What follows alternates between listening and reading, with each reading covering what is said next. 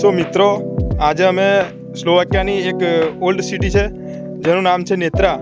આજે અમે અહીંયા આગળ ફરવા આવ્યા છે. એનું સુપર લોકેશન છે અને સૌથી ઓલ્ડમાં ઓલ્ડ છે. હું તમને એનું વ્યૂ બતાવી શકું છું. તમે જોઈ શકો છો, આ ટોપ વ્યૂ છે અને આ છે સામે કાસ્ટેલ છે. તમને એની અંદરનો વ્યૂ બતાવી શકું છું. સો મિત્રો, હવે અમે અંદર કાસ્ટલની અંદર જઈ રહ્યા છે અને મારી સાથે બે મિત્ર પણ આવ્યા છે. શું કેવું છે મિત્રો તમારે? જોરદાર ઇન્ફ્રાસ્ટ્રક્ચર બહુ સરસ છે. એક વખત જરૂરથી વિઝિટ કરજો, એ પણ ગ્રુપમાં. તો તમે સાંભળી શકો છો, અહીંનું વ્યૂ એકદમ જોરદાર છે. જો સ્લોવાકિયામાં છો તો જરૂરથી વિઝિટ કરો. આ કાસ્ટેલનો ગેટ છે અને ઉપર ફ્લેગ લગાવેલા છે.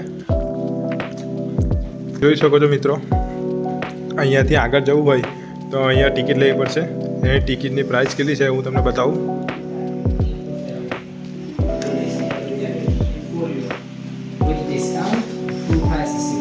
તો મિત્રો, અમે ટિકિટ લઈ લીધી છે. અહીંયાથી સ્કેનિંગ કરીને આગળ જવાનું છે. આ ટિકિટ અમે લઈ લીધી છે. 18 યુરો છે. અમે 3 જણ આવ્યા છે.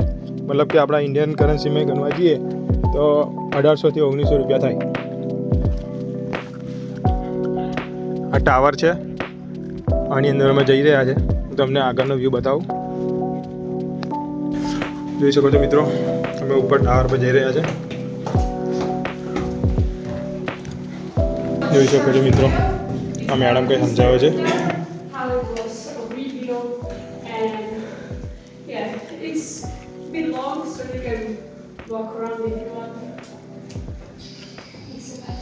Milí návštevníci, miesto, na ktorom sa práve nachádzate, prešlo v priebehu stáročí mnohými premukami. Samotná výstavba katedrály je spojená so stavebnou činnosťou biskupa Jána Teletiho, a to v roku 1622 až 1642. O 130 rokov neskôr prešla väža nadstavbou a získala tak dnešnú podobu. સો મિત્રો, અહીંની સ્ટોરી બતાવે છે. Bola významne narušená, a to presne na Veľký piatok 30. marca 1945, kedy bola časť veže zostrelená. Tejto ničivej udalosti predchádzalo niekoľko búrlivých dní. Už od pondelka 26. marca 1945 totiž pustošila niekedy sovietská letka, ktorá na mesto zhodila presne 166 bomb, pričom nálet si vyžiadal 345 obetí. V piatok v popoludňajších hodinách v závere spomínaného týždňa dorazili oddiely Červenej આમાં જે યુદ્ધ થયું હતું એની સ્ટોરી બતાવે છે. v nedalekej obci Tormoš, v dnešnej mestskej časti Krenová, rozložili svoju delostvojockú જોઈ શકો છો મિત્રો. plán zacieliť väžu majestátnej katedrály. Cítim podvečer sa veľmi chvíle zmenil na večer skazy, a to niekedy medzi 5:30 a 5:30 hodinou. Druhý výstroj, ktorý zaznel už i tak zničeným mestom, spôsobil zápalný delostrelecký granát, ktorý dopadol do veže a spôsobil hrozivý požiar. Podiaľ vplyvom sa začali topiť zvony a zničené boli aj vežové hodiny. Čočan, záhradby, na Podzamskú ulicu a stúpajúci dým bolo vidieť z vzdialenosti niekoľkých desiatok kilometrov. Výrazne mladšie zvony z roku 1927, kedy ich požehnal prvý slovenský biskup v Nitre Karol Kmeďko. Bombardovanie Nitry zažil vtedy mladý Štefan Košovan, ktorý túto hrôzu zaznamenal v monografii Nitra 2. Coventry. Završenia v júni roku 1948 a realizoval ich z väčšej časti domáci staviteľ Štefan Doleš.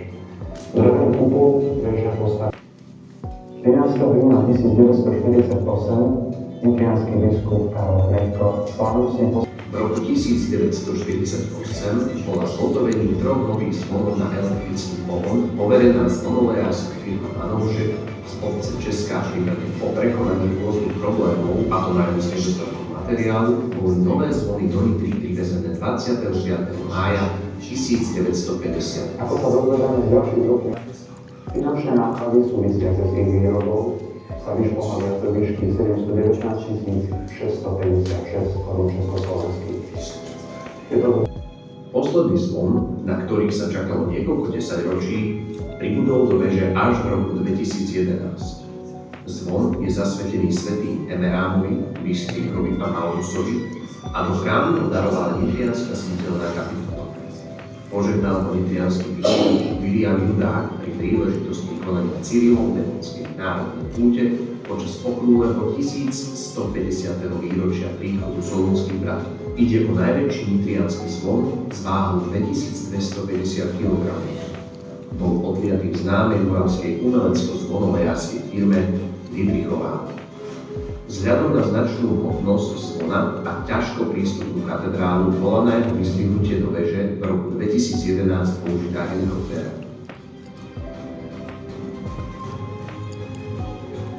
Ak si v tejto chvíli myslíte, že z pôvodných zvonov a veže sa v dnešných dní nezachovalo nič, nie je to pravda. Po vitríne pred vami si môžete všimnúť stratený a znovu objavený fragment zvona podobe tváre aniela, tzv. Maskarón. Koncom mája roku 1965. Profesor Točka podrobil nález výskumu a zistil, že ide naozaj o kus koruny z podmanického zvona, ktorý bol najstarším zvonom katedrálnej veže. Dal ho odliať biskup Štefan Podmanický ešte pred bitkou pri Roháči v prvej polovici 16. storočia. Profesor Točka daroval tento vzácny artefakt diecéznemu múzeu Nitrianskeho biskupstva v roku 2012. Týmto som skončili, ešte keby ste si chceli lepšie predstaviť, kde patril práve ten fragment, ktorý si našiel, tak je vlastne táto vrchná časť zvona, za ktoré sa držal. If you want to better imagine the fragment of the bell, it is this upper part by which it was hanging. Potom, keď pôjdeme von, tak ak sa postavíte tuto, tak môžete vidieť náš terajší celý zvonový inventár. Na tejto strane horizontálne sú dva zvony a vertikálne potom dva ďalšie. Ten stredný je vlastne najmladší. When you stand here, you can see the actual bells that we have today. We have four. Two are hanging vertically and two horizontally. Môžete sa ich skúdne pozrieť von. તમે જોઈ શકો છો આ ઉપરનો વ્યૂ છે એકદમ જોરદાર વ્યૂ દેખાય છે પવન પણ મસ્ત ઠંડો ઠંડો આવી રહ્યો છે અહીંયા જે સ્લોવાકમાં રહેતા હોય એ બધા ટુરિસ્ટ અહીંયા આગળ ફરવા માટે આવે છે અને તમે પણ જો સ્લોવાકમાં રહેતા હોય તો અહીંયા એકવાર વિઝિટ જરૂરથી કરજો સો મિત્રો આ ઉપર જે આ બેલ દેખી રહ્યા છો એ 1950માં લગાવેલો છે હેલિકોપ્ટરથી લગાવેલો છે અને આ જે સામે દેખાય છે એ 16મી સદીનું છે થયું હતું ને ત્યારે આ બધું મતલબ કે આ તૂટી ગયું હતું અને આ લોકોએ 1950માં રિનોવેશન કરેલું છે જોઈ શકો છો એનો ઉપરથી વ્યૂ એકદમ જોરદાર આવે છે આખી આ સિટી છે નેત્રા સિટી છે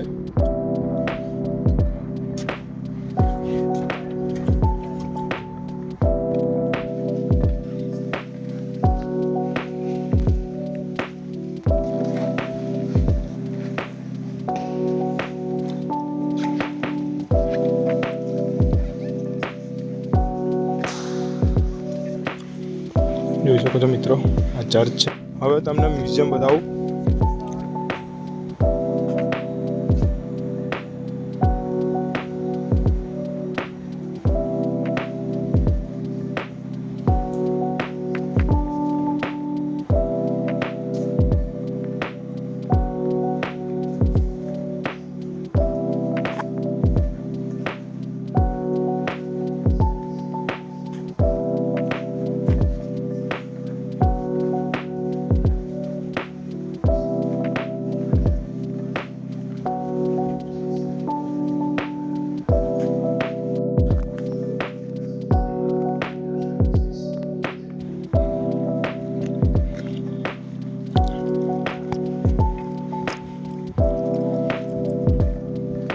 મસ્ત ફૂલો છે જો જોઈ શકો છો મિત્રો આ સામે સ્વિમિંગ પુલ છે